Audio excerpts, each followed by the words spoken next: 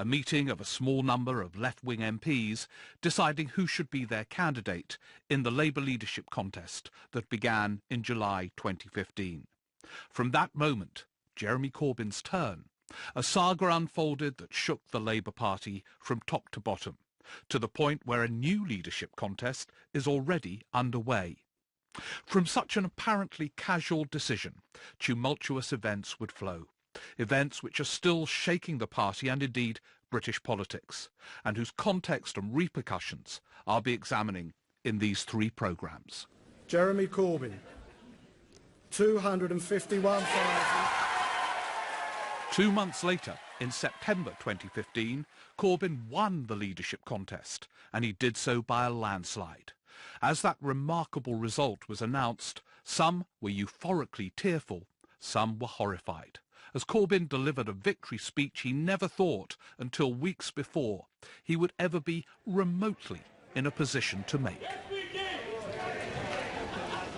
Can I start by thanking everyone who took part in this election, this huge democratic exercise of more than 500,000 people all across this country.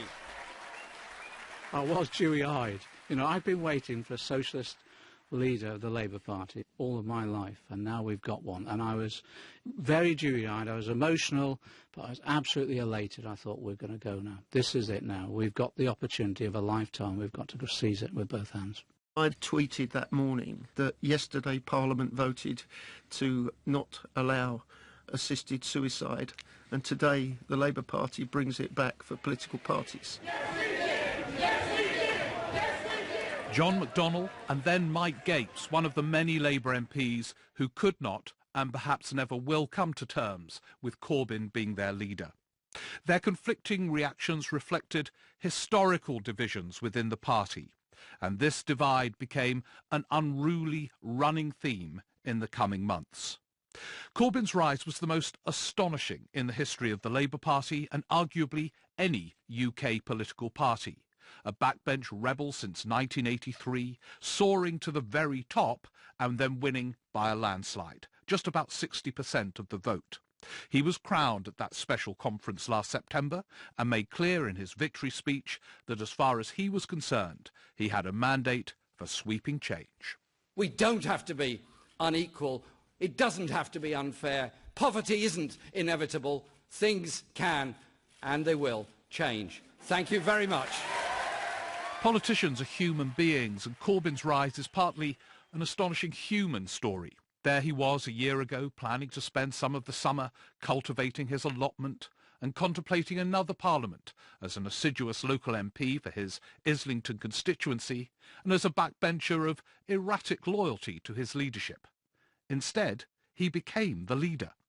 One of those who spoke at Corbyn's packed rallies last summer was the journalist Owen Jones, who reflects on Corbyn's life before the contest. And he, like a lot of left-wing Labour MPs, quite a lonely figure, walking around with his green jacket in Parliament all by himself. Nobody knew who he was. I remember going to political meetings with him, you know, anti-cuts or peace movement kind of rallies. And he was just another left-wing Labour MP with a very, very low profile. No one really coming up to him, apart from maybe people who've been associated with him for years. The contrast, as from last September, is especially spectacular. The rebel in charge of those he rebelled against. In a recent lecture, Corbyn reflected on his parliamentary career before he became leader.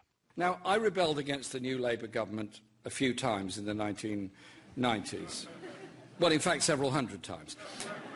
Because many of the good things that government did, I supported, obviously, but I was not convinced of some of its actions or inactions that, in effect, reinforced much of the Thatcher agenda and inheritance. His history as a rebel is one reason many Labour MPs distrusted him from the start and felt no obligation to be loyal, although Corbyn tended to be a polite rebel, while some of the new leader's opponents have been noisily angry. Corbyn might have been polite, but he was unswervingly assertive in putting the case for many contentious causes he supported, causes he shared for many years with Ken Livingstone. I'd just been clearing out all the old papers I'd had stored up in the attic for years, and a number of times I found, pamphlets for meetings where me and Jeremy were speaking on virtually every subject there's ever been. And so loads of people said to me, but, is Jeremy turning to you for advice? I said, well, he doesn't need to. We've both, been on the same side of everything for decades. Corbyn's left-wing past has generated all kinds of assertions about his politics, from claims that he's a Trotskyite to suggestions that he has more in common with the policies of the current UK Communist Party than he has to Labour's. The truth is highlighted in a reflection of another influential ally, John Landsman. A youthful Landsman helped to organise Tony Benn's campaign for the Labour deputy leadership in 1981, another turbulent saga. Benn lost to Dennis Healey, but by less than 1%. Corbyn was a huge admirer of Benn, who died a year before the 2015 leadership contest. As Landsman reflects, I'm very sorry he didn't live to see it just that little bit longer. And as I walked into the result and walked past, the church where his funeral took place, it was very emotional, knowing that we were going in to see Jeremy win and that he would miss it. But he would have been enormously surprised by it. It wasn't what he was expecting. Corbyn himself has recalled the many political discussions at Tony Benn's house. There was a chair in Tony's house which had been given to him and Caroline, which was Keir Hardie's old chair. This chair was grotesquely uncomfortable, had a carving on the back that stuck right into your back if you leant back in the chair, and was highly polished front, so you slid off it if you didn't concentrate very hard throughout the meeting. And it was the chair that was always empty and left for the last person to arrive. That chair was where I frequently sat because I was often late for the event, and the discussions we had were part of my own education. And a clue to the future, perhaps, the uncomfortable chair of Labour Party leadership, with all its impossible and painful demands and potential for slips and mistakes under pressure. Above all else, Corbyn is a Bennite. Benn believed in unilateral nuclear disarmament, the virtues of wider public ownership, wealth redistribution, and what he called a redistribution of power, including in the Labour Party, where Benn sought to give members a much greater say over the direction of their party. These battles were fought once before with Benn as the star, from the 1970s, peaking when Benn nearly won that deputy leadership campaign in 1981. This is all part of Corbyn's agenda now. Yet Corbyn is a Bennite who won a leadership contest. How did he do it? Ed Miliband had stood down as leader after Labour lost the general election to the Tories. Andy Burnham, Yvette Cooper and Liz Kendall had already thrown their hats into the ring when the small group of left-wing MPs met last July without any optimism. John McDonnell. Jeremy and I were under a lot of pressure to run a left candidate, and we were convening a meeting of all the left organisations of the Labour Party to say that there was no chance of getting on the ballot paper and there was no chance of winning this election. And the best we could hope for is a couple of weeks in trying to get on the ballot paper, and that'd be it. But people literally were saying, no, someone's got to run from the left. So I convened a meeting of the Socialist Campaign Group, and literally we sat round a table in one of the W rooms in the House of Commons, one of the committee rooms. How many of you? I don't know, 8 or 9, something like that. It wasn't a big meeting because no one thought this was real. And so we sat around the table and literally I said, look, well, the left are demanding a candidate. Are we going to do it? And if so, who? And we went round the table and I said, I've done it a couple of times. I didn't even get on the ballot paper. There's no chance. Diane Abbott said, look, I did it last time. I've had my go. And literally Jeremy's sitting at the end of the table. And we said, well, it's your turn then. And literally said, oh, all right then, go on then. That was it. John Landsman arrived at the meeting having had reservations about Corbyn being the left's candidate. To be honest, I hadn't really thought of Jeremy as a potential candidate until about 3 or 4 days before that meeting, because of all the prejudices that lots of people in politics shared. About him? About him not having the traditional characteristics and experiences of a potential leader. And I thought about it and I realised that actually, Jeremy had, first of all, no immediate negatives. He didn't have enemies. There weren't ranks of left-wingers who were opposed to him like there were for almost any alternative left-wing candidate. But also, he had positives which I thought could appeal to people that we otherwise just wouldn't reach, because he was so outside the box, you know, the straight talking honest politics stuff. So actually it was an inspiring choice, and I thought from the beginning that if he got on the ballot paper, which was the big if, he would do very well. I didn't think very well at that point meant he would win. I thought he might get 35 to 40% of the vote, and that would radically change the shape of Labour Party politics. And then Corbyn only just managed to get nominated by 35 MPs, the figure then needed to go forward as a candidate. Some who nominated him only did so, they said, to broaden the debate. None thought Corbyn would win, and it was touch and go until the last moment. The Labour MP, Neil Coyle. Yeah, there was pressure, but that's natural, and it was Jeremy's son, Seb, who was in touch, I believe. I said if they got 30, call me back on the Monday morning, and they did. Neil Coyle is one of those who now deeply regrets his decision to nominate Corbyn. Once the nominations were in, this was the first election of a Labour leader based on one member, one vote, putting Labour MPs on the same footing as party members. People were invited to take part also by registering for just £3. What happened when Corbyn became a candidate was wholly unexpected and sensational. John McDonnell. I got a group of volunteers together, start booking rooms, don't book a room more than 100, you know, make sure you can pull the chairs away in case not many people turn up and it looks full. Jeremy said, look, come round with me, and I joked about it. I said, me and you going round look like Last of Summer Wine on tour, you know. Get out there, put your message, you know, and see who turns up. And we did the first meeting, and, you know, room for 100, 500 people turn up. Then we booked rooms for 500, 1,000 turn up, and the meetings were enormous. Campaigning together, trying to defend our local government against all the cuts that are taking place, defending our health service, defending our services, but above all, trying to share the wealth of our society. It's something we do very strong together. Thank you very much for inviting me here today. Corbyn isn't an orator like his hero Tony Benn. Last summer he tended to recite a series of slogans rather than frame a compelling new argument. It didn't matter. The huge audiences were euphoric across the country. Jeremy Corbyn had become a political rock star. The sympathetic journalist Owen Jones. There was this famous photo, I remember, from that moment when I spoke in Camden, where you had 3 teenage boys who'd climbed onto a window ledge to peer in at what was happening. And being in the room, people chanting, "Jez we can," like the sorts of American political rallies you see. And I don't think we've had that kind of phenomena here outside of Scotland. It was reminiscent of what we saw during the Scottish referendum. Younger people who'd been written off as politically apathetic, they don't care about politics, they just care about their Xbox and reality TV shows.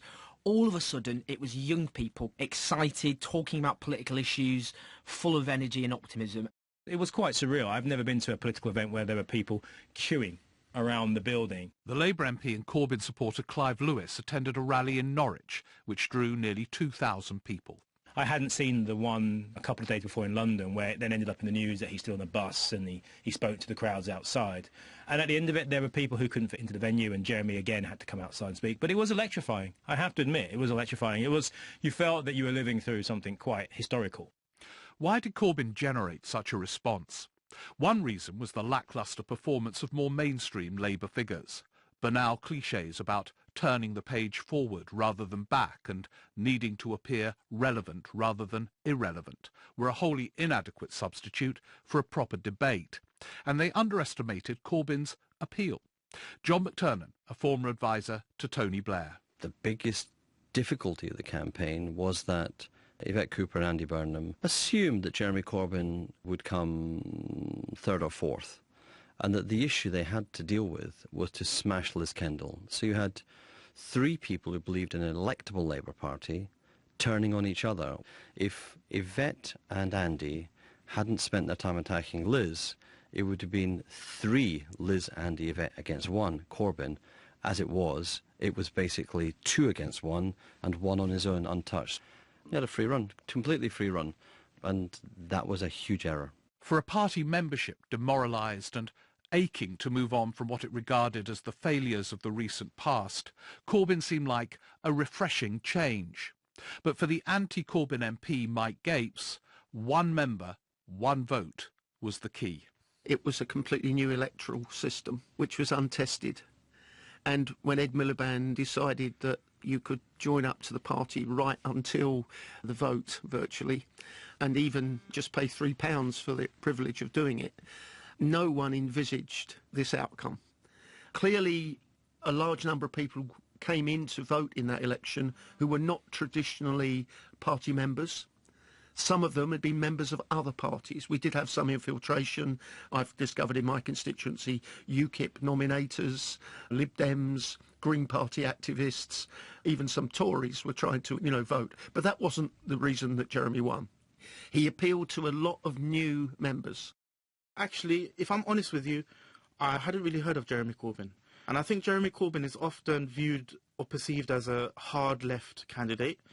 But I'm not from that circle. And having seen him on TV, I wanted to see him in person. Imad Ahmed is a teacher from East London. And I tried to get tickets to an event in Camden, but they were sold out. And I saw he was doing an event in Norwich. So 4 of my friends, who aren't members of any party but were interested to hear Jeremy Corbyn speak, drove up to Norwich and we heard him speak in person. He was drawn to Corbyn in a way that suggests the victory last summer was partly personal. If another of Corbyn's left-wing colleagues had stood, perhaps they wouldn't have had the same impact. Superficially or not, Corbyn conveyed to some a grizzled integrity. He's very Christian in his manner, even though he might not identify as a Christian. In his talk, he spoke like a preacher, and he had parables when he spoke. He had the parable of the coffee shop owner, or the 2 coffee shops.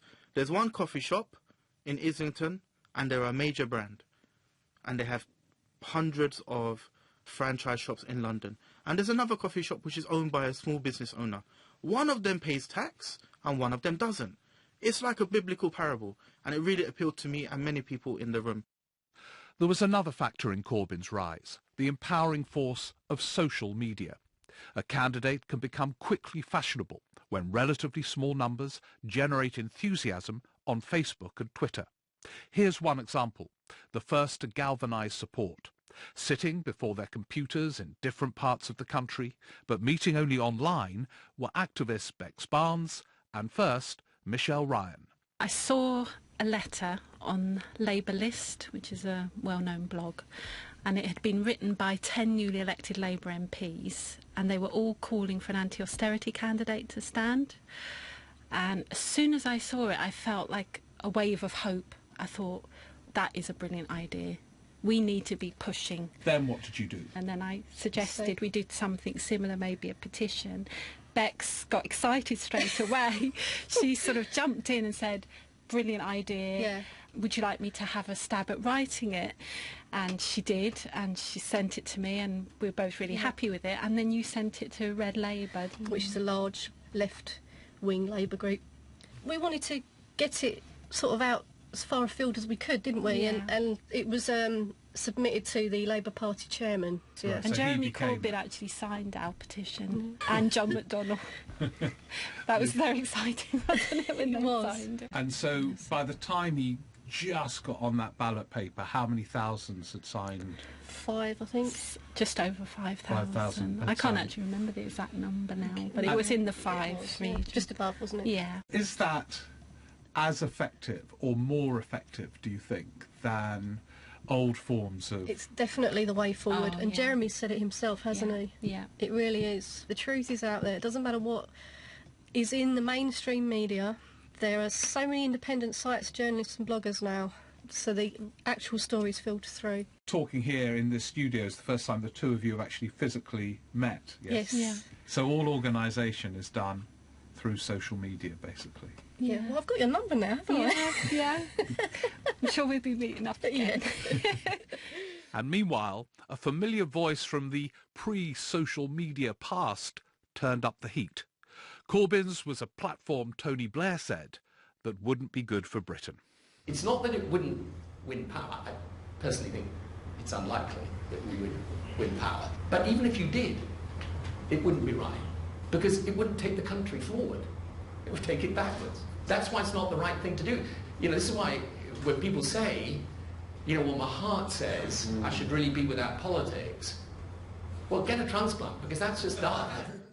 I remember Jeremy Corbyn stepped out of his meeting. He'd clearly had his launch to a couple of hundred people, and he came out, and I think he expected a couple of cameras or reporters from radio to be there to hear what he had to say. And the world's media were there. And, they put the microphone in his face and, Jeremy, Tony Blair said this about you. And I think his dignity kind of spoke volumes. I don't know what he means by taking the country backwards. What I've just laid out is an economic agenda, which is, as I said, about collective... And I felt something clicked then, because it then brought it to the attention of a wider range of people who perhaps hadn't heard of Jeremy Corbyn or had heard of him but weren't that interested in the Labour leadership debate. And many people then began to take an interest. And I remember that as being a turning point, really, in that it became mainstream. Clive Lewis. As we've heard, Corbyn was crowned at a special conference on a Saturday last September. His old ally, Ken Livingstone, had an immediate sense of foreboding. I just assumed it was going to be pretty much like it's been, an overwhelming hostility from the media, all this diversion with, trivial things like, are you going to wear a red poppy, are you going to bow to the Queen, and so on. Were they your neurotic thoughts at that moment of triumph? Absolutely. Labour MPs returned to Westminster on the Monday. As the senior Labour MP Margaret Hodge recalls, many in the Parliamentary Labour Party were deeply gloomy already and didn't hide their despair. I was deeply depressed. I engaged in political battle with a lot of the characters who are now in leadership positions in the Labour Party. I knew that the so-called new politics that was being predicted was actually going to be a nasty politics, as it has in fact turned out to be, with bullying and intimidation and all that sort of stuff that we experienced in the 80s. And I also depressingly knew that coming out of a general election where we had performed the worst that we'd ever done for a generation, all we could do was go down with Jeremy as our leader. One of Corbyn's first duties was to address the Parliamentary Labour Party, the PLP. The wave of optimism that had carried him to the leadership broke on a stony shore at Westminster. Clive Lewis. It was standing room only. Everyone from Peter Mandelson to Dennis Skinner was in there. It was absolutely packed. You could barely breathe. And Jeremy gave his speech. It was pretty much the stump speech that he'd made throughout the campaign, I thought. He changed it slightly. I don't think he probably read the room entirely correct at the time, in hindsight. I think he would probably admit that. For the vast majority of new MPs, and these are the people that I speak to mainly, I think it was quite demoralising, because it went beyond political discourse and debate and disagreement. It went into the realms of open hostility and shouting and insults. Ken Livingstone thinks Corbyn's office should have responded with at least the same level of ferocity. If I've one criticism of Jeremy, I would say he's just far too nice to his enemies. No one ever accused me of that. He did reach out to try and be inclusive, and he's always done that in politics. I've never seen Jeremy get into a row with someone on the right of the party or anything like that, although lots of them have now been abusing him. The thing that shocked me, and I'm quite angry about, is that Jeremy, Tony, Ben, me, we were always disagreeing about policy with the leadership. We weren't running around saying this person isn't fit to lead the party or this person can't win an election or anything like that. And the level of backstabbing and unpleasantness that's come from some Labour MPs, Jeremy's largely ignored it. I think I would have most likely tried to have him suspended. As a backbencher, Corbyn had faced few big, thorny decisions. As a leader, he began to face them immediately. First of all, he had to appoint a shadow cabinet. On the day after his victory, he was cocooned with his chief whip, Rosie Winterton, trying to appoint a front-bench team. Several senior MPs refused to serve, and some of the key decisions had already been taken. John McDonnell. Did you know that you were going to be Shadow Chancellor? Because obviously that was one of the big appointments in the first 48 hours or so. Yes, Jeremy and I took a view that the most important thing was to get a broad-based cabinet, left, right and centre, and that's what Jeremy did. But the key decision he took from the beginning in discussion with me is that we didn't want to go through another period of Blair-Brown, where you have differences between the Prime Minister and the Chancellor, or the differences that Brown then had with Alistair Darling too. The two key officers that need to hold together when you're on a political project like this are the leader and Chancellor, the Shadow Chancellor. Jeremy took that decision early on, so that was always going to be the case. But he put the Shadow Cabinet together and then announced my own position towards the end. Corbyn was widely criticised for appointing McDonnell as his Shadow Chancellor, a decision evidently taken some time before that weekend. Corbyn was also attacked for failing to appoint more women. Both onslaughts were unfair. He tried to appoint more women, but many turned him down. And MacDonald had been Corbyn's closest ally for years. Was he going to betray him now? Even to ask such questions shows how suddenly Corbyn was facing dilemmas for the first time in his career, the conflicting and difficult demands of leadership. In fact, the shadow cabinet appointments were clumsily handled, with reporters listening outside the door and reporting snatches of conversation. As Corbyn left his Westminster office after his first full day as leader, still seeking to complete his full reshuffle, he was reminded of another demand, dealing with the media. They're asking for a rethink, saying top floor jobs all going to men. They're not happy with that. A camera crew followed him down the street, seeking to get a soundbite on his reshuffle. Corbyn looked awkwardly cross, kept walking, and tried to remain silent. The TV pictures looked terrible. So, Jeremy, I can't understand why you want to talk to the media. Why are you so opposed to talking to us? I mean, how do you refute? I mean, some Labour MPs have been talking tonight about the lack of women MPs. Surely that must be a concern. Tommy, there's people bothering me. We're not bothering you. We're from the press. Hi, Tommy. For a figure wholly unused to intense media scrutiny, this was hard enough. He soon had to face another challenge of leadership. He had to chair his first shadow cabinet meeting, knowing he had appointed some of his biggest parliamentary critics. One of them was Michael Duggar, who was sacked a few months later. People were kind of looking around the room and not feeling terribly comfortable. I think that goes for us and for Jeremy and some of his supporters. But I think we were trying. I also felt if Jeremy was sincere in his word about bringing together different parts of the party, that we needed people who took a different view to him to air those views at the Shadow Cabinet meeting, and so that the party didn't veer off in a direction that would take us even further away from the electorate. From the beginning, the ingredients were in place for the course of Corbyn's early leadership. The joyful support of many party members, the fuming opposition of most MPs, a troubled relationship with the mainstream media, and the sudden conflict of loyalties faced by any leader. Loyalty to conviction, friends and allies, party unity, which, as Corbyn set out on his journey, these conflicts were to deepen. Don't accept injustice. Stand up against prejudice. Let us build a kinder politics, a more caring society together. Let's put our values, the people's values, back into politics. Conference, thank you. Jeremy Corbyn ending his first party conference speech as Labour leader in 2015. And now, such were the traumatic, energy-sapping events that followed, it's not certain Corbyn will be making the leader speech at this September's conference. Already there's another contest that could split the Labour Party permanently. The course that led to the current standoff between MPs and their leader began that week in Brighton when Corbyn took to the stage. After the cheers had subsided, Corbyn conducted a round of interviews, as leaders always do, as their conference draws to a close. Inevitably, on the Today programme, Corbyn was asked about his lifelong commitment to unilateral nuclear disarmament. 5 declared nuclear weapon states in the world. There are 3 others that have nuclear weapons. That is 8 countries out of 192. Okay, and so you wouldn't use it. No. So it wouldn't be a deterrent. So even if we had it, it wouldn't 187 work. countries don't feel the need to have a nuclear weapon to protect their security. Why should those 5 need it themselves? His comments, wholly in line with his views as a backbencher, were dismissed publicly on the same day by his then Shadow Defence Secretary Maria Eagle, who was at the start of reviewing the party's pro-Trident policy. I think it undermines to some degree our attempt to try and get a policy process going.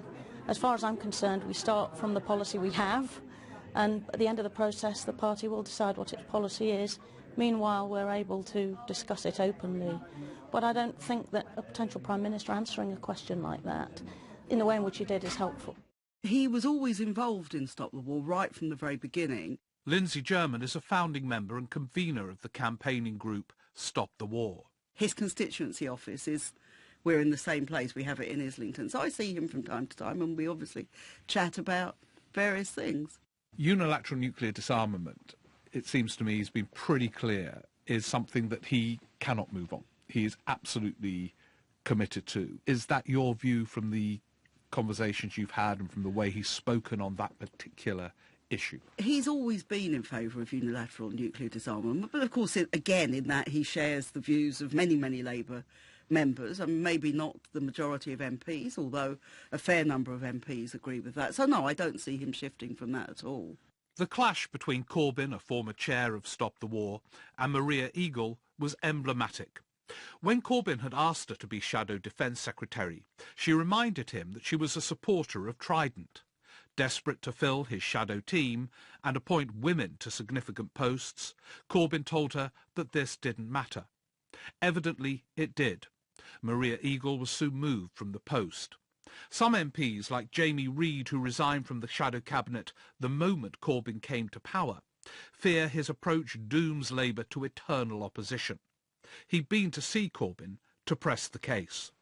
I put to him the point made by Neil Kinnock only recently, that the British people will never vote for a unilateralist party. And when I pointed out to him that only 25% of people in the country support abandoning our nuclear deterrent, and that therefore any political position which espoused that view was a bar to becoming elected, he simply refused to accept the logic of that situation and would always cite his mandate. We went round and around the houses, but it became clear that Jeremy has no interest in being Prime Minister. Soon after that episode, and with tensions over Trident continuing even today, another security issue arose, the attacks in Paris last November. Again, inevitably, but perhaps in a way that he hadn't anticipated in advance, Corbyn was questioned about his views on police powers in the UK. I'm not happy with the shoot-to-kill policy in general. I think that is quite dangerous and I think can often be counterproductive. I think you have to have security that prevents people firing off weapons where you can. There are various degrees of doing things, as we know, but the idea you end up with a war on the streets is not a good thing. Surely you have to work to try and prevent these things happening. That's got to be the priority. Corbyn could have phrased his legitimate doubts more carefully, but new to media scrutiny, he gave the impression to some of being perhaps indifferent to protecting people in the UK at a point when many feared an imminent Paris-style attack. His politically insensitive words provoked open disdain from some of his MPs in the Commons. Shouldn't it be immediately obvious to everyone, that the police need the full and necessary powers, including the proportionate use of lethal force, if needs be, to keep our communities safe? Chris Leslie. Part of the problem in those early months was unavoidable. Anyone who had been a backbencher since 1983 would be ill-prepared for the nightmarish demands of leadership. The Shadow Chancellor, John McDonnell, more experienced in one respect from his time as a pivotal figure on the Greater London Council, but also with no experience on the front bench, admits the scale of the task. You're right, it's a huge leap. But let me just say to you, being on the backbenches and being on the left and chair of the Socialist Campaign Group, I always said to the left, all the way through that period, even though we're on the backbenches, we've always got to be prepared for government. However, nothing prepares you for the move from backbench speeches in the chamber to frontbench speeches. Because on the backbenches, you can say what you want, have a good rant if necessary. When you're on the front bench, you have to be so much more particular about the words that you use and the actions that you take, because everything is trawled all over. Let's quote from Mao. Rarely done in this chamber.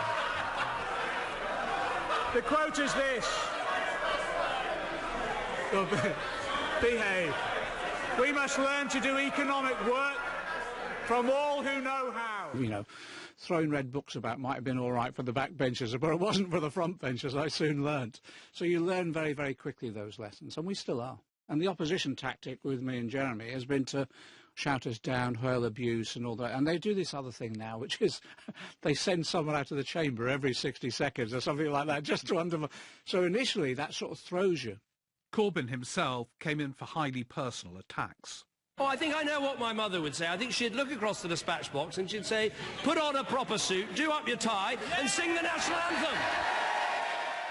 But while Corbyn was being attacked for the way he looked and for not singing the national anthem, there was some attempt at serious policy, mainly from John McDonnell, who established a weighty Council of Economic Advisers, a review of the Treasury and Bank of England.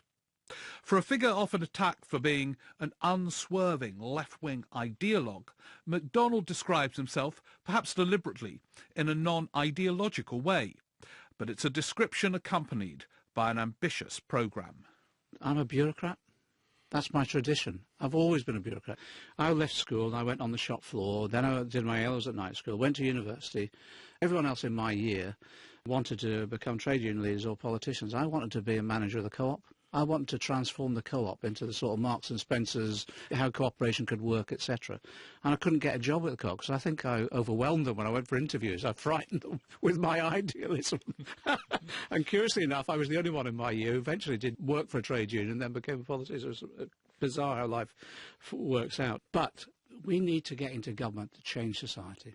We want to win elections, to take power, to give power away. So that whole process of being a socialist is about how do you win there for that election. And you win the election by building a movement. And the reason you need that is because if a socialist government comes to power, the establishment will do everything it possibly can to hold on to the power that we want to transfer to people. So therefore you need a movement, not just to get elected, but also to support you in power as well. McDonnell's early work, although attracting huge audiences at conferences around the country, was overshadowed by the continuing tensions between Corbyn and his parliamentary party. The most vivid example arose with the vote over whether to join the military campaign in Syria. Corbyn was a passionate opponent. Some of his shadow cabinet were equally passionate in favour. He agonised over whether to impose a three-line whip on the Commons vote, but soon recognised he was not in a strong enough position to do so. Michael Duggar was one of those at the shadow cabinet when Corbyn finally agreed to allow a free vote, although it emerged that Corbyn's office had already made a preemptive strike. We sat down at that meeting and a number of colleagues who had Guardian News alerts on their phone pointed out to Jeremy that his office was briefing the journalists as to what the Shadow Cabinet had decided before we'd actually even begun the discussion. What did he say when this was pointed out to him? Jeremy sort of did what he always does, really, which is, sort of hears no evil, sees no evil. He sort of shrugged his shoulders and went, I don't know anything about all of this. I remember one member of the Shadow Cabinet said, I think Seamus might. So Seamus Milne, and his press secretary who had done the briefing. And I remember Jeremy actually at first thought we were referring to leaks from the Shadow Cabinet. He said, can people stop texting journalists or tweeting? And we said, no, this is not coming from us, Jeremy. I remember saying to him, this is not coming from us. It's coming from your office. And he kind of looked the way he always does, which is, without being too unkind, it just occasionally reminded me of that kind of line in Blackadder, where Blackadder says to George, you should go to Jamaica and become a limbo dancer. Everything goes above your head. Soon after that Shadow Cabinet meeting, there was the extraordinary political theatre of Jeremy Corbyn speaking against intervention, and later his shadow Foreign Secretary, Hilary Benn, with Corbyn sitting behind him as he stood at the dispatch box, speaking in favour. Do we send in bombers, not totally aware of what all the consequences are going to be, or do we pause, not send them in, and instead put all of our efforts into bringing about a peaceful, humanitarian and just political settlement to the terrible situation faced by the people in Syria? Our party has always stood up against the denial of human rights and for justice. And my view, Mr. Speaker, is that we must now confront this evil. It is now time for us to do our bit in Syria. And that is why I ask my colleagues to vote for this motion tonight.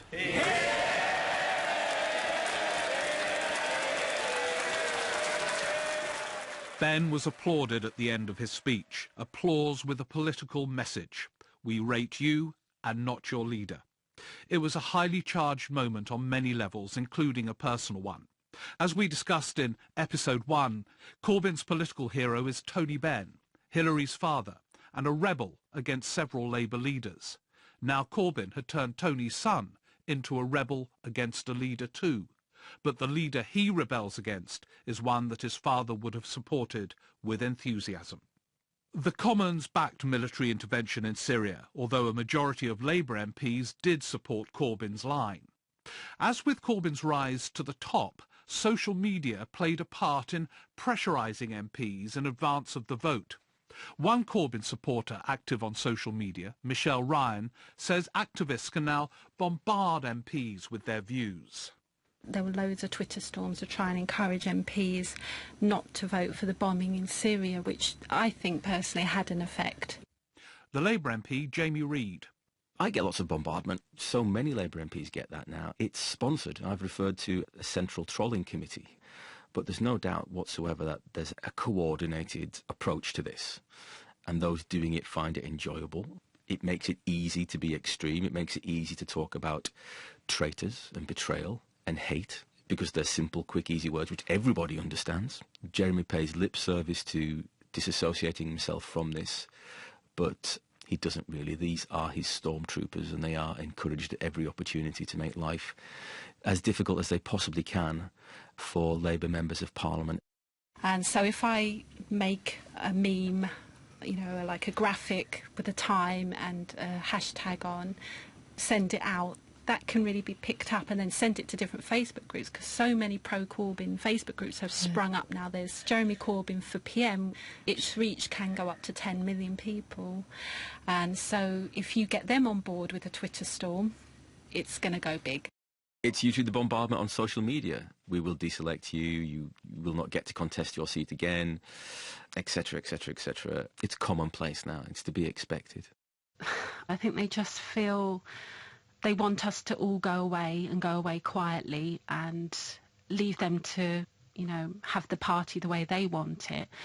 They use these claims about bullying and intimidation when really the vast majority of Corbyn supporters don't employ those type of tactics. They just want to support Jeremy, and we support him en masse, and that's not what they want.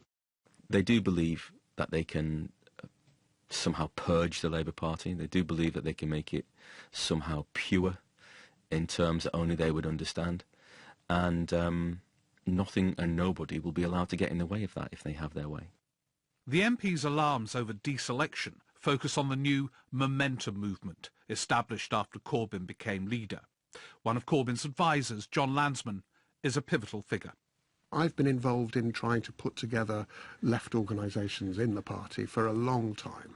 It can be a very frustrating exercise. This is a completely different ballgame. You know, because it's a hybrid of members and those outside the Labour Party. But it's very large. It's a massive exercise, and we've got lots of support beyond the party. You know, we haven't yet begun to recruit people, actually.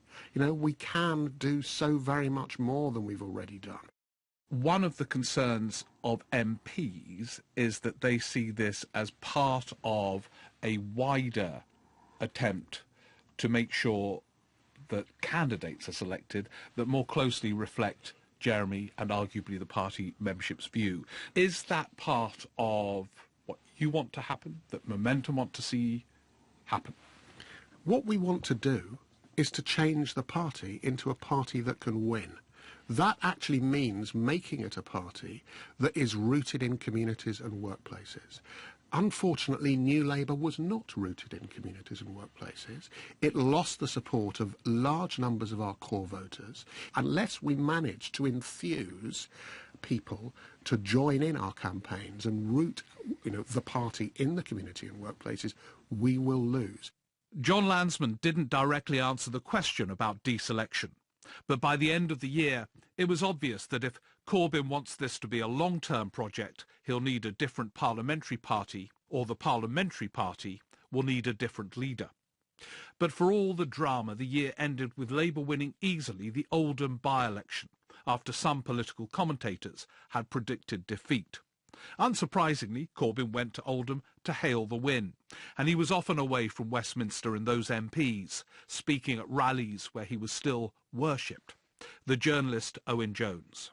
It's clear he hates the kind of parliamentary Labour Party aspects of it. You know, just going into your workplace and you're surrounded by colleagues who basically don't really like you and wish you weren't there, effectively. Nobody human would consider that a fun thing to do.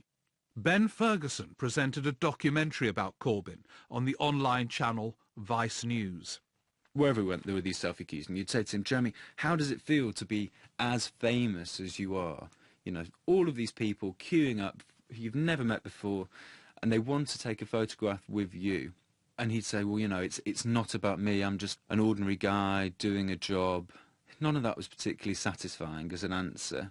And so we asked him again, but this time when we were in his office, and there were a stack of 80 photographs of his own face that he was signing with a gold pen. And so we said to him again, Jeremy, how does it feel to be so famous? And he said, oh, I'm not famous. He said, you're signing photographs with your own face. And he sort of leans back and he said, to be honest, it does feel a bit weird. It doesn't come naturally to him. He went on to say, you know, I am not a personality. You know, I'm not that kind of person. Personality or not, even Jeremy Corbyn's Christmas parties were hotly contentious affairs. He attended the Stop the War Christmas dinner, in spite of the organisation being heavily criticised by Labour MPs. Some leaders feel obliged to turn their back on troublesome friends from their past. Not Corbyn. He rolled up for the dinner, loyal to them rather than his MPs that wanted him to signal distance from Stop the War, as Lindsay German recalls. I think it was to his credit that he did come because he was under tremendous pressure. I thought absolutely ridiculously, really. It was a dinner. It was something he's always come to. He wanted to come to it. He got a great reception, as you'd expect, from the people who were inside. He had to run the gauntlet of photographers coming in and then leaving as well, which is something that's probably new for most of us. Did he speak at the dinner? Yes, he said a few words and other people said a few words. And presumably he did it partly out of loyalty, and many of his friends were there that night. Yeah, that's right. And also we had the father of one of the soldiers who died in Iraq was also there, and that was very moving because he spoke for a little while. We had other people who spoke who'd been involved in different aspects of campaigning, and Jeremy said a few words himself, but most of the time he was just chatting to different people. People like going and having their photo taken with him and, you know, having a chat with him, and it wasn't fantastically exciting. I know the press got very excited and tried to get the menu, which of course was a pretty standard Turkish restaurant menu. It was just a very nice evening. Attitudes hardened over Christmas on both sides. By the turn of the year, MPs, including some in the shadow cabinet, were despairing publicly. Corbyn, unused to being ruthless, resolved to conduct a shadow cabinet reshuffle. His lack of ruthlessness was one reason the reshuffle took days to complete. Michael Duggar was one of those sacked, but it took some time. What I got wind of was that in order to give the 10 o'clock news a line on the reshuffle, they wanted to announce my sacking. And I thought, as someone who's worked for previous Labour leaders, and I remember saying to myself, look, I've helped Labour leaders out a lot with, you know, the 10 o'clock news in recent years. I didn't feel massively obliged to help this one out. So I just got on the phone and rang some people I'd not spoken to for a long time, from about sort of 8 o'clock until about 10:30. And when I'd got off the phone, there were lots of missed calls and messages from Jeremy in the leader's office, so I guess it just had to wait for another day. But the next morning, they did speak on the phone.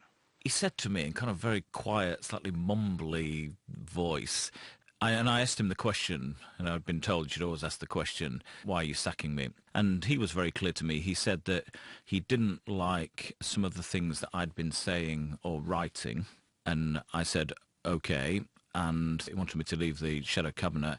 I asked him explicitly, I said, you know, all of these stories, Jeremy, that your office have been putting in the newspapers about all these people who are going to be sacked from your shadow cabinet, is that happening? And he sort of rather embarrassingly kind of mumbled and sort of fudged the question. He said, well, we don't know, we may make some other changes. He said to me, it's all taking rather longer than we thought. And I said, it always does, Jeremy. The conversation had sort of ground to a halt, so really to kind of break the embarrassing pause, I wished him a happy new year. Thus ended only the second conversation I'd ever had with him in my brief tenure in his shadow cabinet. The new shadow cabinet had little time to settle down before a bizarre, intense row erupted about Labour and anti-Semitism. In an interview, Corbyn's friend, Ken Livingstone, had argued Adolf Hitler was at one point a Zionist.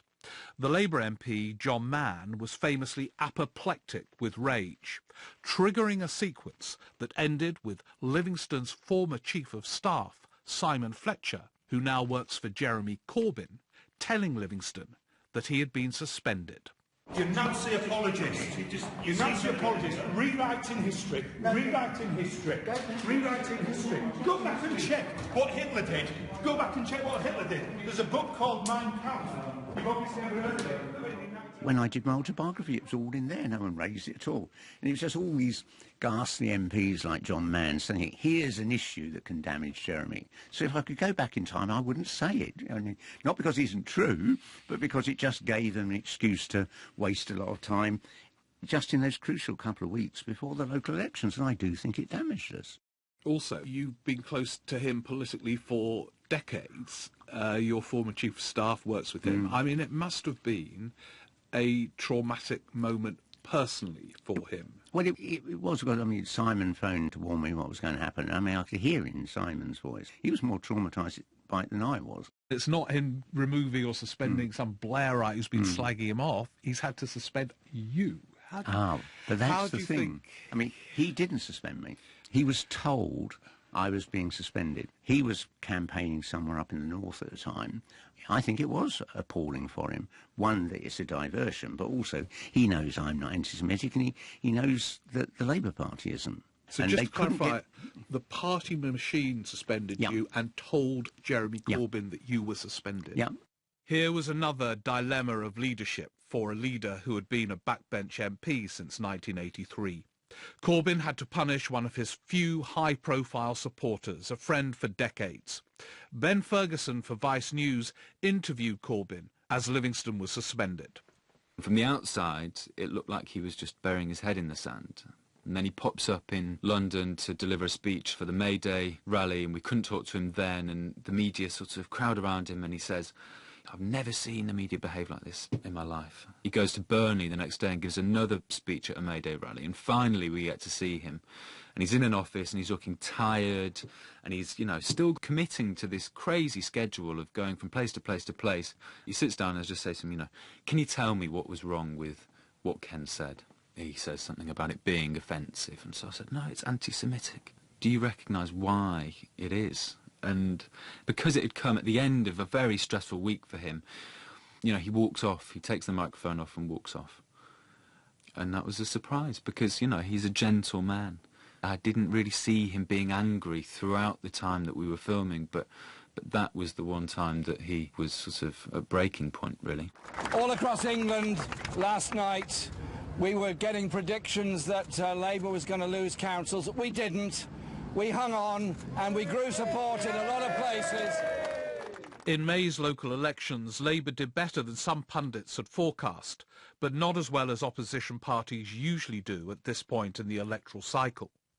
But as it turned out, the bigger test for Corbyn was the approaching EU referendum, a referendum that changed British politics forever.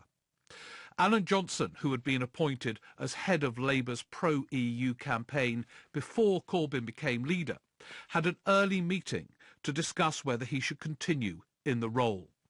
Corbyn seemed more interested in other matters. Actually, I've always got on with Jeremy. He's a sort of fan of my books, and indeed that conversation was all about books. Jeremy's sort of started about 6 books and not finished them, and he was very interested in the process. It was about 3/4 of an hour. I don't think we hardly talked about Europe.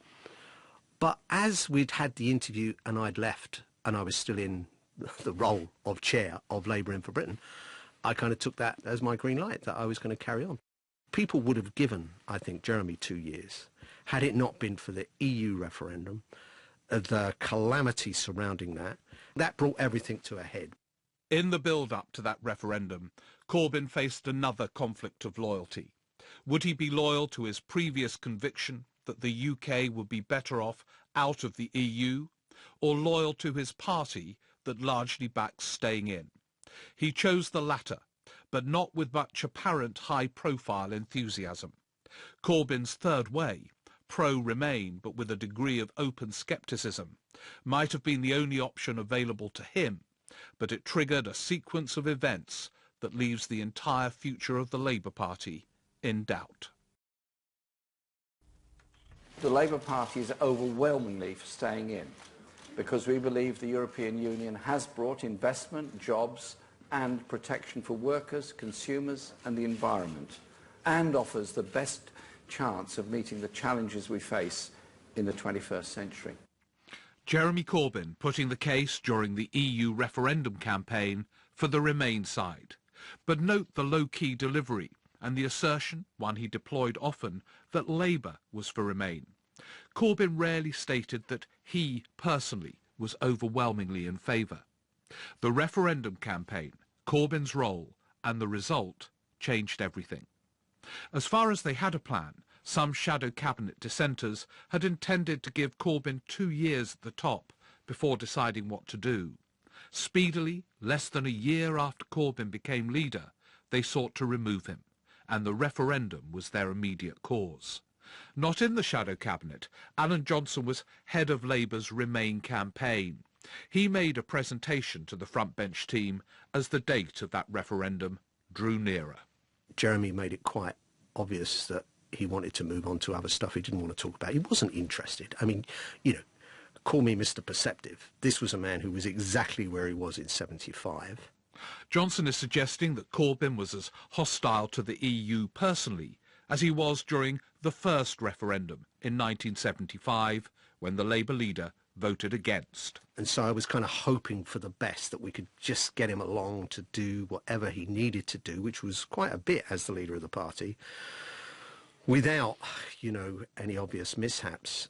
That failed, I'm afraid, because it was so clear, both from his reluctance to get engaged and then from what he said when he was engaged, that this was a man whose heart wasn't in it. So I hope that we'll realise that by standing together and asking for a Remain vote on Thursday, it gives us the chance to reform the European Union. It certainly needs reform in many ways. Yeah, there is a real responsibility in leadership, not just to make those speeches, but to sound as if you mean it. And he never sounded as if he meant it. He was constantly raising all the things wrong with the EU. I would say to him, Jeremy, you don't have to say that. We've got the Daily Mail to do that on a regular basis, just until June the 23rd. Let's say what's right about Europe. On a scale of 1 to 10, where 1 is couldn't really care less about the EU and 10 is I'm jumping on the couch like Tom Cruise on Oprah, how passionate are you about staying in the EU? Oh, I'd put myself in the upper half of the 5 to 10, so we're looking at 7, 7.5. Ooh, not quite. Maybe 7, 7.5. You're more than welcome to jump on the couch if you want, Jeremy. No, it's all right. So if you're There was this fifth column of people around him who were absolutely anti-Europe. I think Jeremy hadn't changed his mind since 75, but it was a kind of soft feeling. The people around him, including John McDonnell, were very hostile. It was still a rich man's club. It was still all the old arguments from tank top and flares days in the mid-70s. And they never talked about a single market. This huge single market of 500 million people that you can trade with without any barriers never cropped up in any of their conversations or speeches, because that was, oh, that's capitalist stuff. Oh, that's markets. We don't go anywhere near that. The point was made to Jeremy, including by me, if this goes wrong, you're going to take the rap on this. You need to do more. But you need to do more not in town hall meetings at 6 o'clock at night that doesn't get any coverage. You need to do it the way a professional organisation runs a campaign, including a general election campaign, leading the news on the Today programme. And I also said to him, you've got to tell the shadow cabinet that they've all got to be doing more. 2 engagements, at least, in the last 3 weeks. So there was that kind of conversation. What did he say? What Jeremy always says, which is fine, Alan. Yes, Alan, you're very pleasant. And you have a chat and... but I doubt if it went anywhere after that. I doubt if he did anything. Shortly after the referendum, Andrew Marr asked Corbyn how he had voted. That the question was asked reflected doubts about his commitment to the Remain side. Nonetheless, Corbyn gave a clear answer. Which way did you vote in that referendum yourself? Remain. I'm surprised you even asked the question. Well, I asked it because quite a lot of people around you suggested that you had never been a supporter. Nobody ever suggested I was going to do anything other than vote Remain, and I think you're very well aware of that. Did you do everything you possibly could have done, do you think, to win that for the Remain side? I worked flat out. I travelled the whole country. I addressed union conferences, street meetings, public meetings, universities, colleges, lots of places, urging people to vote Remain because of the general direction this country would go if we voted to leave. I'm not uncritical of the European Union, as everybody knows, and indeed the most of the population are not uncritical of the European Union. And in the final weeks of the campaign, Corbyn did indeed travel the country, putting his case. But he contributed to few high-profile national media outlets. When it came, the result shocked the political establishment at Westminster. David Cameron quickly resigned as Prime Minister, paving the way for Theresa May. On the Friday after the referendum, the Shadow Cabinet met at Westminster, many of them passionate supporters of the EU. One of them was Chris Bryant. What was extraordinary in the Shadow Cabinet on that Friday morning was Jeremy had nothing to say. It was like he gave us a list of events that he'd been to over the last fortnight, including the parish fair. And that's the lack of leadership. Perhaps Corbyn was unforthcoming, partly because he sensed the growing hostility of his colleagues. Whatever the reasons, the perception of the Shadow Cabinet that Corbyn had offered poor leadership during the referendum and none in the immediate aftermath was part of the backdrop to the drama that quickly followed. I feel a mixture of sorrow and anger, because Jeremy should have been ringing us, members of his top team, to say, right, how do we frame what we say next? How do we make sure that we get the best deal for the UK and for our constituents? What should our argument be? Time after time in Shadow Cabinet meetings, we'd have a really important issue to discuss, and Jeremy would chair it like the parochial church council. Everybody in the room would have their say, and then you would normally expect the leader to go, right, on the back of that, we're going to do this, we're going to do that, we're going to do the following, and our shared position is this, and that's us as a team. But Jeremy would never do that. He'd just go round the table and then end the meeting. So we never resolved anything. We never became a team. I'm putting a motion to the Parliamentary Labour Party, which, if it is passed, is a motion of no confidence in Jeremy Corbyn, and will be asking him to consider his position as leader of the Labour Party. Entirely separately, and without the knowledge of the Shadow Cabinet dissenters, the senior MP, Margaret Hodge, made her move. David Cameron resigned, and that seemed an appropriate time for us also to reconsider our leadership. We originally thought David Cameron would hang on in there till 2018, 2019, which was when probably there would have then been a challenge to Jeremy. But given that that was brought forward, I and Anne Coffey, we just thought, talking to one or two people, thought we'd go for it. So it was the two of you just responding to fast-moving events that morning? Well, we talked to one or two people, and clearly everybody knew that there was deep unhappiness in the Shadow Cabinet. So it was a sort of small conversation. I mean, it's the sort of thing that if you talk about it too much, it no longer has the impact that it has. So it had to be a very tight conversation. Margaret Hodge's no-confidence motion would be discussed by MPs on the Monday.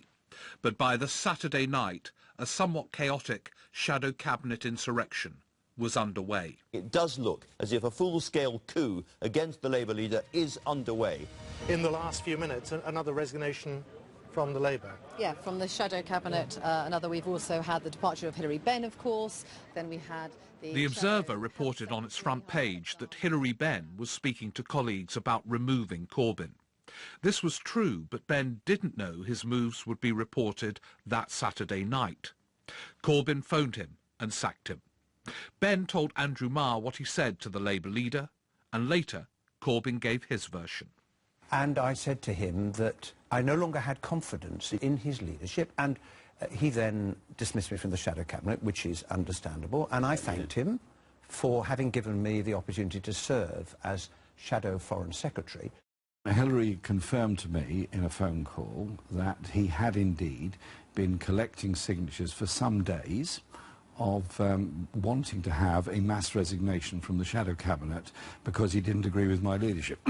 I didn't think that was a particularly collegiate thing to do, particularly as we were actually involved in the EU referendum campaign at that time. I was the one who was travelling the country, getting support for a Remain vote, and he confirmed he'd been doing that, and we then discussed it, and he generously, as I generously said to him, said, well, look, this really can't go on, and so we parted company. Had confirmation from the Shadow Justice Secretary, Lord Falconer's spokesman, that he has also handed in his resignation from the Shadow Cabinet. And in the last few minutes, the Shadow Attorney General, Carl Turner, has also announced his resignation. There has been another resignation from the Shadow Cabinet. This time it's Chris Bryant who's resigned. Well, quite a lot of us chatted on the phone over the Saturday, well, on the Friday afternoon and the Saturday, and over Friday night I personally came to the conclusion that I had to go, come what may. I mean, it didn't matter to me because it was a matter of honour. I just felt that I couldn't pretend to sit in the top team of Jeremy's shadow cabinet and go to the nation in what might be a very early general election in the autumn or in spring next year and say, yes, I think Jeremy Corbyn ought to be the Prime Minister. And if I couldn't say that, I couldn't, in all honour, sit in his top team. The General Secretary of Unite, Len McCluskey, a pivotal Corbyn ally, viewed the insurrection with bewilderment. He and all of Corbyn's senior allies knew a coup was possible at any time. But to him, this one, at this time, seemed unplanned and without a credible immediate cause. It did appear like hysteria, almost panic. There'd been this coup building up for months and months from a small rump of the PLP. Suddenly Brexit happens, which was a shock to all of us, and Jeremy is blamed. Now, it's just deeply unfair to blame Jeremy Corbyn. That hysteria seemed to run through the whole of the BLP, or most of it, which was quite extraordinary. These plotters were able to kind of suddenly light a litmus paper and the whole thing combusted. By the time I came in on the Monday, of course, Hillary had resigned, after Shadow Cabinet had resigned, the rest were just lining up, the whole thing, and then there was the PLP that evening. Did you know they were going to resign? No, not at all. I think this was spontaneous combustion. The idea, oh, look, let Jeremy run into a general election, get slaughtered, and then we'll, regroup. Well, the people members of Parliament were the ones who were going to be slaughtered. We were going to lose seats that we might never win back. So I think that brought everything to a head. But I don't think there was a organisation behind it. If there was, I didn't see it. Alan Johnson. The pressures of the spontaneous combustion were so intense that some couldn't hide their distress. Here's Angela Eagle, soon to become a fleeting candidate in the leadership contest, standing down from the front bench. And then Margaret Beckett, a former acting leader and senior minister, ready to sign the motion of no confidence. I made a promise. I've done my best to fulfil it. And today I've had to make this decision. Now, I think Jeremy, and I said this to him, I think he needs to, in the best interests of the wider Labour family and the communities that we've been sent here to serve, he needs to realise that he can't lead us into a general election. Never in my wildest dreams, Jeremy is the 9th Labour leader under whom I have served. Never in my wildest dreams did I imagine that I would be casting a vote of no confidence in the leader of the Labour Party. I have been loyal to every single one of them with their different views and approaches. On the Monday night, as angry or sad Labour MPs met inside to discuss the no confidence motion, a big crowd gathered outside that Westminster building of Corbyn supporters.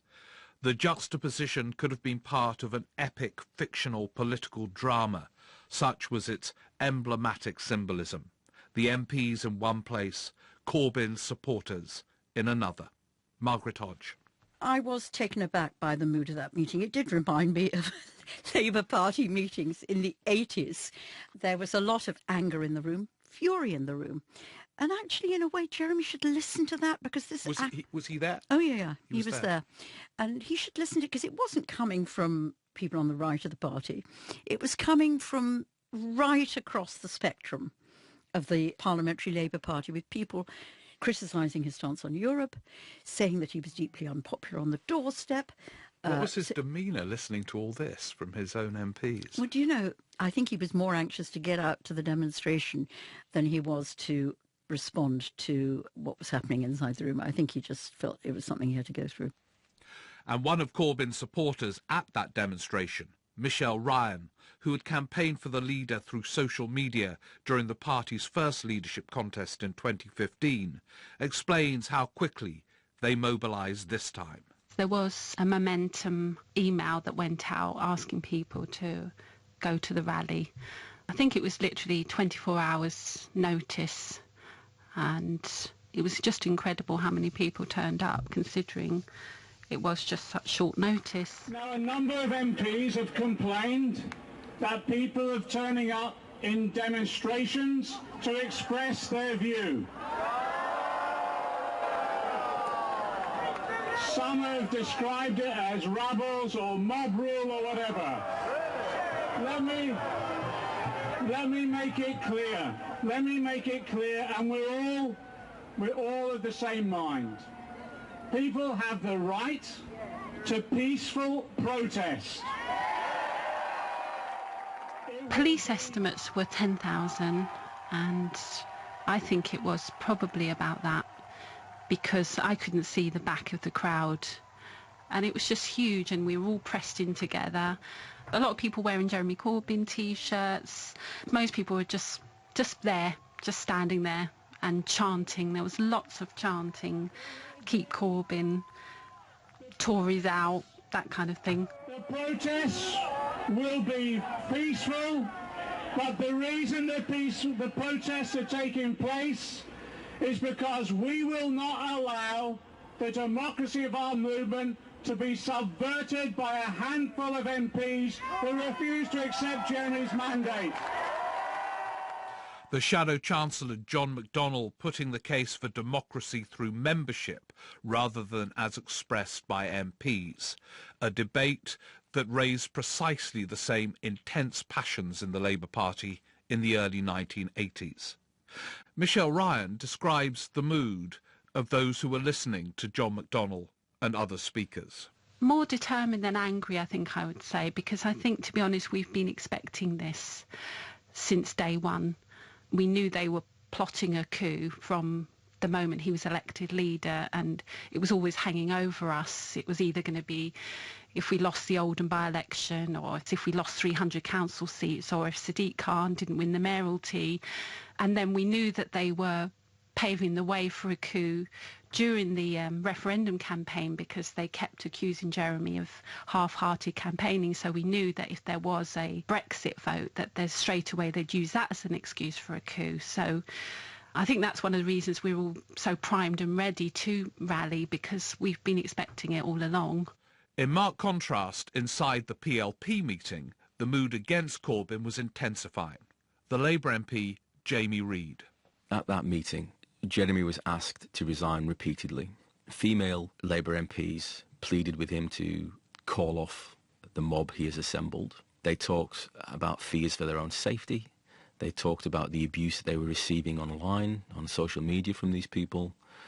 Other MPs talked about the safety concerns they have for their staff, who were facing their offices being picketed and demonstrated outside of. And these aren't peaceful demonstrations. Let's be clear about that. These aren't peaceful demonstrations. These are demonstrations designed to intimidate and abuse.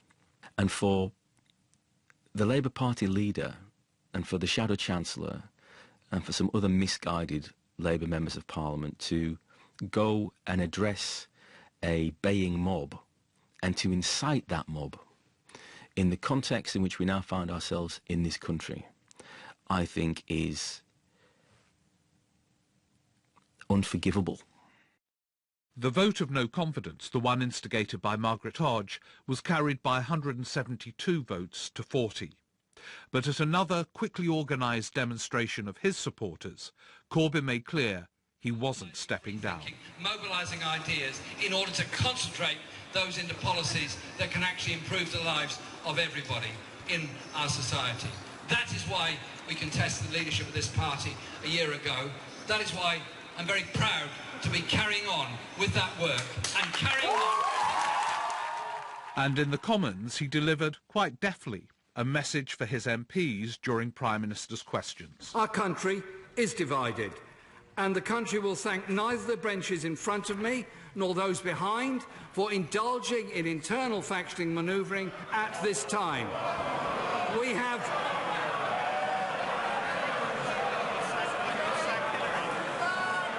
Mr. Speaker, we have... The situation was unprecedented in British politics. A Labour leader having won a landslide contest less than a year ago, losing the support of most of his shadow cabinet and parliamentary party. Unite's General Secretary, Len McCluskey, sought a way through the nightmare in negotiations with his old friend and now deputy leader, Tom Watson. By the end, McCluskey wasn't sure they were friends anymore. I said to him right from the outset, Tom, none of us have got magic wands here, so don't feel that you've got the weight of the world on your shoulders. All we can do is try our best, seek avenues, and at the end of the day, we'll either be successful or we won't. And if we're not successful, it won't be for the want of trying. Tom Watson gave his version on The World at One. Well, there were behind-the-scenes talks about whether there could be a negotiated exit for Jeremy in a way that would have provided a sort of platform for Corbynism, but not necessarily Jeremy Corbyn himself. That's what I thought was a possibility, but Len McCluskey closed that down. Jeremy himself closed that down in an article in The Guardian. Watson had concluded that MPs would accept nothing less than Corbyn's resignation. Evidently, McCluskey sensed there could be a compromise by getting Corbyn to agree to changes in the way he led his party and ran his private office, as he told me.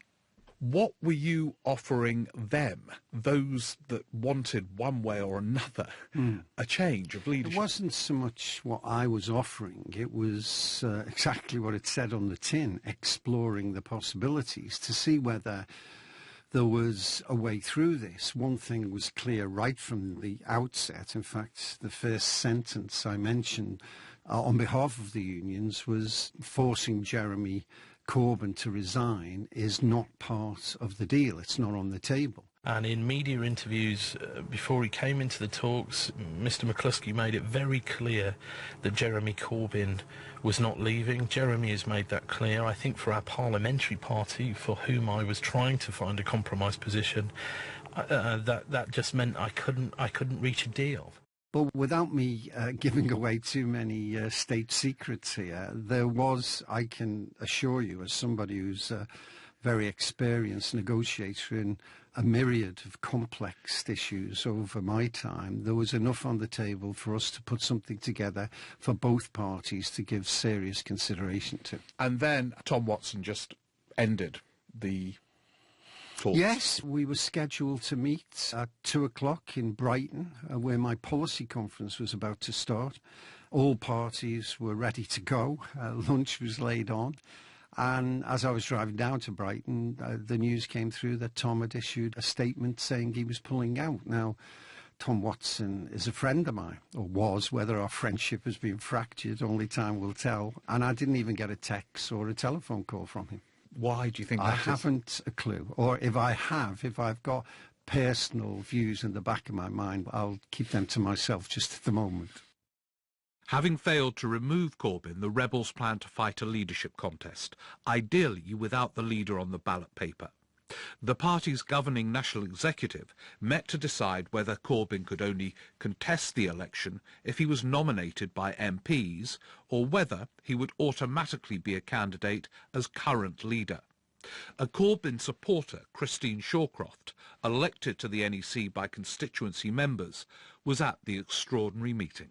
People had come from all over the country at 24 hours' notice, and in fact some people had flown in from their holidays abroad. Get into the meeting, it'd be really helpful. Right, nice to see you all. Lovely to see you all.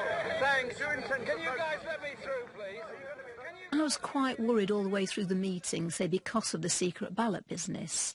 I assumed that that was because people want to vote against Jeremy and not have anyone know. During those discussions on whether the NEC should cast their votes in a secret ballot, Corbyn was asked to leave. It was argued that if you're discussing the leadership timetable, then anyone who's a candidate shouldn't be there. So there's a long discussion about this as well. And I think Jeremy just felt, well, I can't speak for him, but he may well have thought, well, he may as well wait inside the meeting. But it was decided, that to ask him to leave the meeting, but then right at the end it was agreed, and we had a secret ballot about it, to invite him back again to vote. So, I mean, as long as he was there to vote, I was more than happy about that. And then finally, after hours of discussion, the key vote went Corbyn's way. As leader, he'd be automatically a candidate. But when a party is in crisis, there are many twists and turns. Rules were agreed that barred some recent party members from voting in the contest. Others could register, but for £25 rather than the £3 required in 2015. At first, Angela Eagle announced her candidacy, only to withdraw when more MPs supported another candidate, Owen Smith. And so Labour stages a second contest within a year. Some of Labour's senior figures, veterans of many titanic battles, Margaret Hodge, Len McCluskey and Alan Johnson. Could I finally ask you, you have lived through many, many dramas, the 80s being a vivid example. There's been nothing quite like this, has there? No. But the difference between now and the 80s, of course, is that we had Neil Kinnock, who was our leader. We had the unions on side at that time. We had a parliamentary Labour Party who supported the leadership. It was a very different set of circumstances. But it was a battle for the identity of the Labour Party. That's what we're facing today. Could I finally ask you, you've talked about many negotiations that you've been involved with over the years, and I know you've been immersed in Labour Party politics, early 80s dramas and all the rest of it. There's been nothing quite like this, has there? No, it's not like the STP splitting or even the militant tendency debates in the 80s. It's nothing like that. It's more serious. But I think the central theme for me is democracy must win out, and that's why Jeremy has to be on the ballot paper, and democracy then will take its course. Any leader in any normal circumstances. I mean, what did Mrs. Thatcher resign because she only got, whatever it was, 250, I don't know, of her MPs supporting her? Jeremy's got a handful, and yet he clings on, and he clings on because this is a struggle as to whether we're going back to being a kind of, what Clem Attlee called doctrinaire impossibilists, or whether we're going to be a party of government. That's the debate. And as part of that debate, Jeremy Corbyn ends his extraordinary political year as he began it, fighting a leadership contest. I hold out the hand of friendship to them all, because come September, when this election is done and dusted, there will still be a Tory government in office.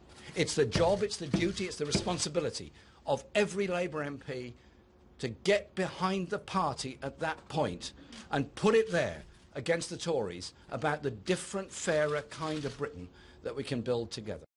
If Corbyn wins again, there's no sign yet that Labour MPs will respond to his hand of friendship, or that they regard the offer as a sincere one. But then again, there's no sign yet that they plan to split and form a new political party. So what will they do if Corbyn wins again? And how will Corbyn attempt to manage them? This is a story that's not over yet.